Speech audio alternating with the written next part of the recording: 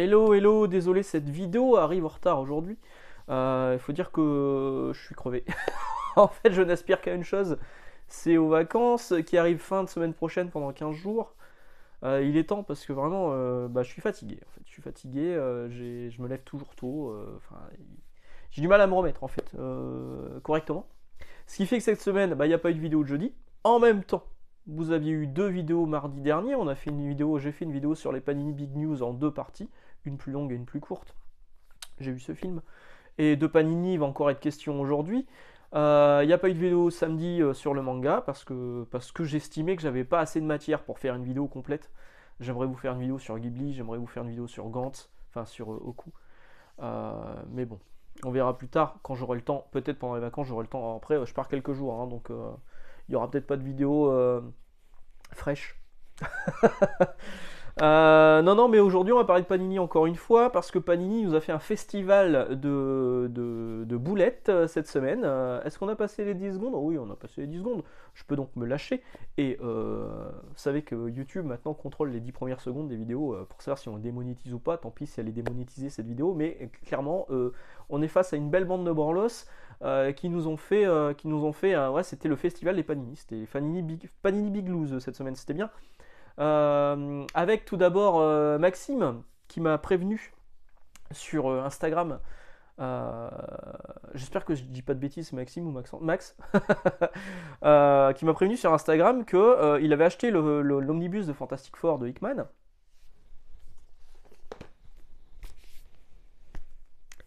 Que j'ai acheté également. Alors pourquoi je l'ai acheté en VF?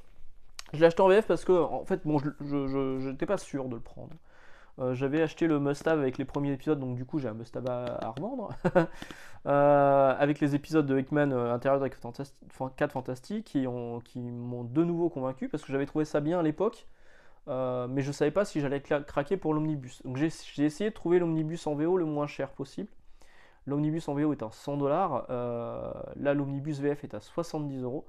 Il est déjà moins cher. Et en plus de ça, vous le savez, je travaille en librairie, j'ai une remise librairie. Donc moi, il m'est revenu à une cinquantaine d'euros. Donc j'ai pas réfléchi trop longtemps, malgré la grosse erreur qui m'a été indiquée avant que j'achète l'omnibus. Hein. J'ai quand même, quand on m'a indiqué ça, je me suis dit putain, je fais quoi? Donc j'ai recherché de nouveau à essayer de le trouver en VO. Et franchement, non, je le trouvais pas à bon prix, même s'il va être réédité, d'après ce que j'ai compris là cet été en version originale. Donc, grosse boulette à l'intérieur, Max me prévient, me dit attention, tu verras, dans les premiers épisodes, dans les premières pages de cet omnibus, il y a un moment, Red Richards, ou Reed Richards, parce que vous vous souvenez que les 4 fantastiques, les Fantastiques Four, portaient des noms différents dans la version française que dans la version originale. Et c'est au moment où les films 4 Fantastiques sont sortis que Panini, que Marvel, a souhaité que les noms soient uniformisés. Donc en fait, nous, en France, Reed Richards, R2ED, s'appelait Red Richards. Johnny Storm, c'est toujours Johnny Storm. Ben Grimm, c'est toujours Ben Grimm. Et Sue Storm, c'était Jane Storm en français. Et donc, dans cet omnibus, dès les premières pages, qu'est-ce qu'on voit? On voit ici Reed Richards qui dit Jane, qui appelle sa femme Jane, la femme invisible, il l'appelle Jane, comme son ancien nom en VF, et quelques pages plus loin, dans le même épisode, Reed s'appelle Reed dans l'épisode, il s'appelle pas Red. Même épisode, c'est ici, il l'appelle Sue. C'est dans le même épisode, hein. C'est pas juste un épisode différent, c'est pas juste il y a eu un changement entre deux épisodes et c'était le moment où il y a eu le changement entre la VF et la VO. Non, non, c'est vraiment dans le même truc. C'est dans le même truc. La traduction, elle est signée de qui? Laurence Bellinger, si je dis pas de conneries. Laurence Bellinger, voilà. Le lettrage de Christophe Semel, mais tout ça, c'est la traduction d'époque.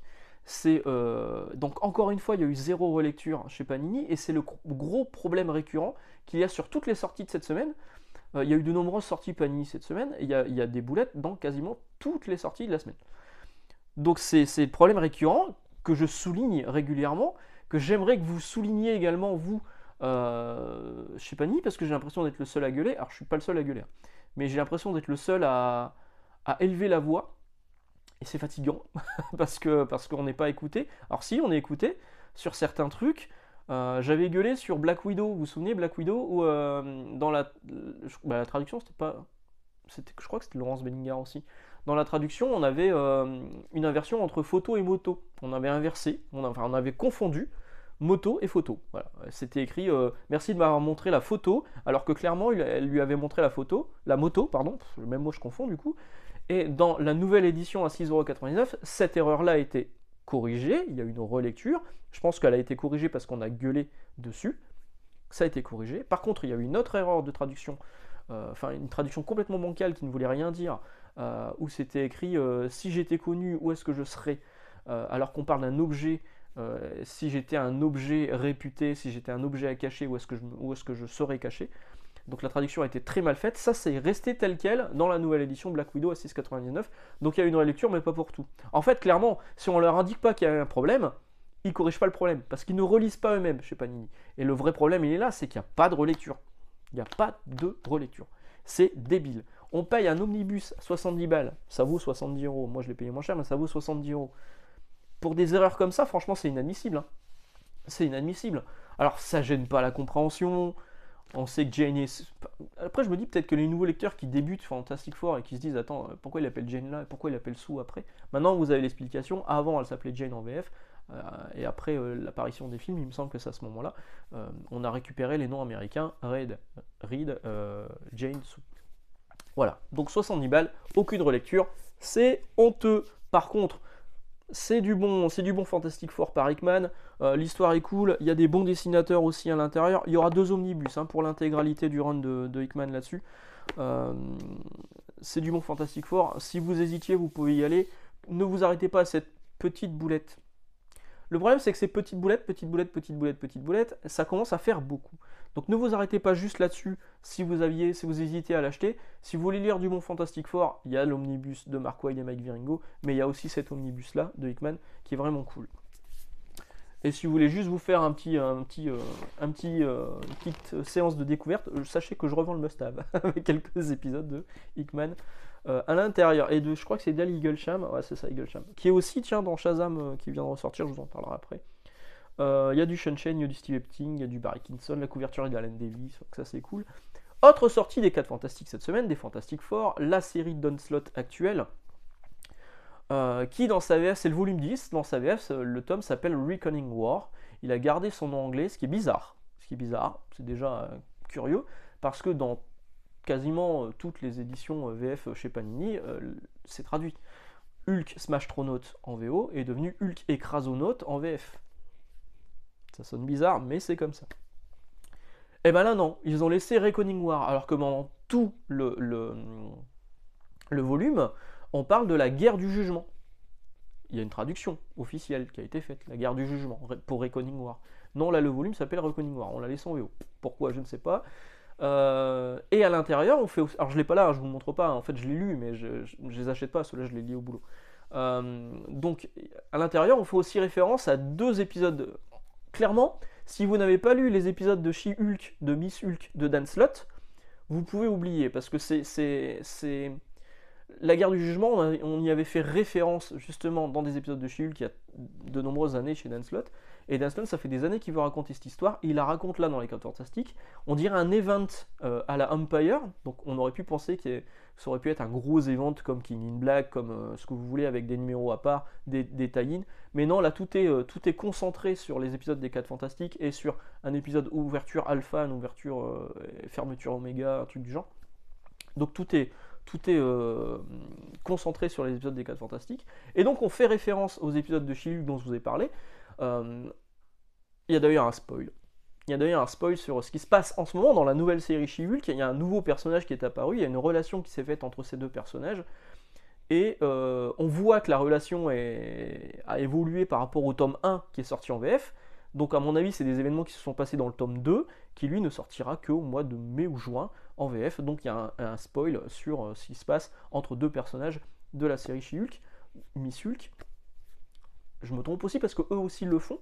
Donc à l'intérieur de ce volume des 4 Fantastiques, Reckoning War, la guerre du jugement, tome 1, ce sera sur 2 tomes. On fait référence, on dit allez voir Marvel Deluxe Miss Hulk numéro 1, ça s'est passé dans Marvel Deluxe Miss Hulk numéro 1, quelques pages plus loin, quelques numéros plus loin, on dit voir She-Hulk, et plus Miss Hulk, numéro 7 en VO. Pourquoi ? Alors, je pensais que c'était dans le même volume, c'était dans le Deluxe. On m'a précisé sur Instagram que c'était pas le cas, que ça serait dans le second Deluxe. Peut-être parce que cet épisode, She-Hulk numéro 7, sera dans le second Deluxe. C'est la seconde série, la série de 2005. Ok, mais cet épisode, il a déjà été traduit en VF. On aurait pu faire référence en disant voir, soit écrire voir le Monster Edition, parce qu'il devait être dans un Monster Edition, machin, truc, ou alors mettre tout simplement voir Marvel Deluxe Miss Hulk numéro 2 apparaître. Ça aurait été con, parce qu'on se serait dit, ah putain, ils font chier, machin. Non, là, ils font une référence. D'un côté, ils font une référence à un truc qui est paru en VF, d'un autre côté, ils font référence à un truc qui est paru en VF, mais comme il est plus édité actuellement, ils font référence à l'épisode en VO. Au niveau de la cohérence, il y a quand même un gros problème. Ou alors, il fallait tout mettre, voir l'épisode machin en VO. Voilà. Il fallait tout mettre en VO, puis c'était réglé. Après, on aurait fait nos recherches tout seul et tout. Mais j'aurais pu trouver ça plus logique, en fait, de mettre Marvel Deluxe Hulk, Miss Hulk numéro 1, et pour la suite, voir Marvel Deluxe Miss Hulk numéro 2 apparaître. Ça aurait été plus logique. Ou alors, c'est peut-être que Panini n'a pas prévu de faire un deuxième Deluxe Miss Hulk avec la suite des épisodes. C'est peut-être un indice. J'espère pas, hein, parce que c'est des bons épisodes. Dan Slott, ce qu'il a fait sur Miss Hulk, c'était vraiment cool. Donc ça, c'était pour ce qui s'était passé dans les 4 Fantastiques, sortis cette semaine. Il y a quand même 2 sorties 4 Fantastiques, et il y a eu 2 boulettes. Celle sur Reckoning War, elle est moins grave que celle, enfin moins emmerdante que celle qu'il y a sur l'Omnibus. Mais il y a aussi des sorties Spider-Man cette semaine. Il y a eu 3 sorties Spider-Man. 2 sorties Spider-Man. Et dans les 2, il y a des boulettes également. Alors d'abord dans Amazing Fantasy 1000, que j'ai acheté, je l'ai là. Oui, en VO il coûte 8$. Oui, en VF on nous le propose à 16€. 16€. Couverture dure. Ça m'a fait chier, je me suis dit, je fais quoi ? J'achète la VO, j'achète la VF. Encore une fois, j'ai une remise, je l'ai payé un peu moins cher. J'ai regardé un petit peu, je vois que la traduction elle est faite par Edmond Touriol de chez Macma, donc plutôt rassuré. Hein. Franchement, ça avait été écrit Nicole Duclos, Laurence Bellingar ou je sais pas trop qui. Franchement, je pense que je l'aurais lu avant de l'acheter. Là, je l'ai acheté en toute confiance parce que c'était Ed qui l'a traduit, donc je l'ai pris en toute confiance. J'avais confiance en la traduction, par contre je ne m'étais pas méfié du lettrage. Voilà, du lettrage. Le lettrage il a été confié à une Andrea Renzoni. Alors je suis même pas sûr qu'elle soit française cette dame, peut-être. Hein. Je me demande si elle n'est pas italienne et je me demande si elle parle la langue française du coup. Parce que là le problème c'est clairement sur le lettrage et pas sur la traduction. Donc oui, je vous ai dit, ça coûte 16€ en VF pour 8$ aux États-Unis, c'est quand même très cher. Il y a 96 pages à l'intérieur, il y a Amazing Fantasy 1000, il y a une histoire spéciale aussi qui a été incorporée, dessinée par Todd Knock, qui est plutôt sympa, quelques pages, et il y a aussi Amazing Fantasy numéro 15. Alors du coup là j'ai 25 éditions d'Amazing Fantasy numéro 15 parce que Panini passe son temps à la rééditer. Donc la première apparition de Spider-Man dans Amazing Fantasy numéro 15, qui est un numéro de 1961. Cherchez pas les Amazing Fantasy 999, 998, etc. Les calculs sont même pas bons en fait. Ils ont juste sorti un numéro anniversaire estampillé 1000, mais il n'y avait pas 1000 Amazing Fantasy sortis jusque-là. Donc 96 pages, en sachant que là je parle de Panini qui sort ça assez cher, c'est de la couverture dure effectivement. Je pense qu'il aurait dû être à 12 balles maximum. Mais c'est pas le seul. Cette semaine on a aussi eu Urban qui nous a sorti Batman One Bad Day The Riddler. Le Sphinx du coup, à 15€ pour 72 pages, format un peu plus grand, ok, mais 15€, 72 pages, alors que c'est 8$ aux États-Unis, bah ils font encore plus fort que Panini là pour le coup, bravo, félicitations. C'est pas un exemple à suivre à Panini, vrai, clairement pas hein, chez Urban. Donc moi les One Bad Day je les achèterai pas, au moins en tout cas je les achèterai pas en VF, c'est sûr. Donc nos éditeurs coûtent très très cher, maintenant on le sait. Donc là, le problème que j'ai rencontré, il est là. Donc c'est plusieurs mini-histoires scénarisées par différents scénaristes, différents dessinateurs. Il y a quand même du Olivier Coipel, il y a du Jim Cheung, il y a du Dan Slott, il y a du Ryan Stegman, et les histoires sont toutes plutôt sympathiques. Il y a notamment l'histoire où c'est celle justement dont il est question, dessinée par Jim Cheung, elle est vraiment cool, elle est scénarisée par Slott en plus, où c'est Spider-Man qui a vraiment 60 ans, du coup c'est plutôt sympa. Alors le problème qu'on a rencontré au niveau du lettrage, il est là. Qu'est-ce qui est écrit là ? Spider-Man contre les sinistres, contre ces sinistres 60 ans. Sinistre, il n'y a pas de S. Je sais pas si c'est une faute d'orthographe, mais moi ça me choque un peu. Et surtout, là, qu'est-ce que c'est écrit? Le dessinateur, c'est qui? C'est Schilling. Schilling. Pas Jim Chong, Jim Schilling. Voilà, tout va bien. Et là, c'est vraiment clairement un problème de lettrage. Fait chier. Elle est où la relecture? Il est où le respect de l'auteur là-dessus? Franchement. Alors, c'est bien écrit dans les crédits au début, hein. Mais là, à l'intérieur du truc, c'est écrit Schilling. C'est chelou. Voilà, donc ça c'est l'erreur de Amazing Fantasy 1000 paru cette semaine, mais il y a aussi une autre erreur dans le Spider-Man 2099 qui est sorti cette semaine également, où il y a une case où on voit les X-Men 2099, je suis plutôt content de les voir. Spider-Man 2099 Exode, ne l'achetez pas, franchement c'est pas terrible, ça n'apporte rien du tout à l'univers de 2099, à part qu'il y a un espèce de chamboulement, mais est-ce qu'il y aura des ramifications, est-ce qu'il y aura des répercussions? Franchement je suis pas sûr. L'histoire est pas folle, c'est bateau, c'est mal écrit. Moi j'ai trouvé que c'était mal écrit. Les dessinateurs, il y a un dessinateur différent à chaque fois. Il y en a parfois des qui sont sympas, d'autres qui sont beaucoup moins bons. Donc il y a un moment, il y a les X-Men 2099 qui apparaissent. On les présente tous, hein, vous savez que ces petites cases qui nous présentent les personnages à chaque fois. Et là il y a une inversion entre Malicia et Bloodhawk. Alors je vois Malicia, je vois le personnage de Bloodhawk tout rouge avec ses ailes là, machin. Et c'est écrit Malicia absorbe les pouvoirs et tout. J'ai fait attends, Malicia elle a absorbé les pouvoirs de Bloodhawk, elle s'est transformée en Bloodhawk. Et la case à côté, tu vois, Malicia, et c'est le descriptif de Bloodhawk. Mec rouge avec des ailes, et sauf que c'est Malicia. Voilà, inversion de case. Encore une boulette de plus chez Panini. Ça fera donc là 1, 2, 3, 4e cette semaine sur 4 sorties. C'est plutôt pas mal. Hein. C'est le bingo des conneries chez Panini, bravo. Hein. Félicitations. Comme quoi, il y a zéro relecture. Qu'est-ce qui se passe chez Panini, sans déconner? Qu'est-ce qui se passe chez eux? Je veux dire, il y a quelques temps, on nous avait dit qu'il y avait un nouveau directeur qui était là chez Panini, qui allait tout remettre au carré. Je l'ai déjà dit, ça. Effectivement, c'est ce qui a été fait au niveau du manga. Bon, après, il y a plus de pognon à se faire sur le manga. Sur le manga, il a vraiment fait du bon taf, même s'il y a quelques dérives avec des éditions collector, des rééditions de numéro 1 avec des nouvelles couvertures. Enfin bref, on prend tout le pire de ce qui peut se passer au niveau du comics et on le claque dans le manga. Et qu'est-ce qu'il attend pour s'occuper du comics, pour s'occuper des 3 mecs dans les bureaux qui font n'importe quoi, qui ne savent même pas relire les comics qui sortent en France? On reçoit les trucs, on reçoit les traductions, on colle tout, on envoie direct à l'imprimeur.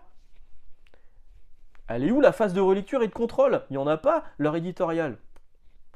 Bref, une catastrophe, 3 mecs dans un bureau qui font que de la merde, c'est des branlos, voilà, c'est dit. Cette semaine est sortie également en DVD, en Blu-ray, donc moi je prends en Blu-ray Black Panther Wakanda Forever. Je suis pas fan du premier film Black Panther, je suis pas fan non plus de celui-là, mais je suis complétiste, je l'ai pris. Voilà. En plus de ça, moi, là où je travaille, on arrête la vidéo, donc celui-ci j'ai pas pu l'avoir au boulot, il a fallu que je l'achète là ailleurs. Mais je l'ai pris quand même. Chez Urban, sinon cette semaine, Nightwing est sorti, le numéro 3, enfin, il est pas très gros, hein. Il fait 136 pages. Et je crois qu'il est quand même vendu 17 ou 19 euros. Ou plus? Je sais plus. Bref. En tout cas, la série est vraiment très très bonne, scénarisée par Tom Taylor, dessinée par Bruno Redondo. Franchement, c'est un régal, je vous la recommande fortement. Je suis en train de finir Shazam, le tome 2 de Geoff Johns et d'Ali Gelsham. Je vous avais dit que Dali Gelsham était là aussi. Bon, c'est plutôt sympa, hein. C'est plutôt sympa, ouais. C'est pas non plus complètement fou. Mais il y a quelques pages qui sont dessinées par Brandon Peterson. Moi, ça suffit à faire mon bonheur. Là vous voyez le truc il est en plus grand format, et heureusement hein, parce qu'on a quand même mis plus d'1 an et demi, plus que ça même, pour récupérer le tome 2. Ils se sont dit tiens il y a un film qui sort, qu'est-ce qu'on a dans nos placards, dans nos tiroirs chez Urban pour ressortir une édition, et du coup c'est Shazam, mais c'est Shazam de la période Rebirth, donc comme tous les titres Rebirth il est en plus grand format que les titres de la version Infinite. Franchement s'il avait été sorti en petit format comme ça, on aurait gueulé, on aurait une raison de plus de gueuler. Tiens d'ailleurs du coup comme c'est le mois Geoff Johns, ils font des mois hein, chez Urban, en librairie on reçoit des posters. Là on avait déjà reçu un poster pour Chips Darsky, donc là c'est un poster de... Il y a ça hein, qui est sorti cette semaine, je vous ferai peut-être une vidéo dans la semaine sur Flashpoint Beyond. Mais du coup à l'arrière de ce truc, vous avez une présentation de Geoff Johns, et vous avez une sélection des titres à venir déjà disponibles et ceux à paraître. C'est plutôt sympa. C'est plutôt bien vu de la part de Urban, qui est donc un éditeur qui essaie de faire son boulot correctement. Voilà. Contrairement à d'autres. Voilà. Bon, bah sur ce, je vais vous laisser. Hein. Désolé pour le retard. On se retrouve mardi, si tout va bien. Jeudi, si tout va bien aussi. Et puis après, ce sera les vacances. J'ai hâte. Bonne journée, bon dimanche, bonne lecture, ciao.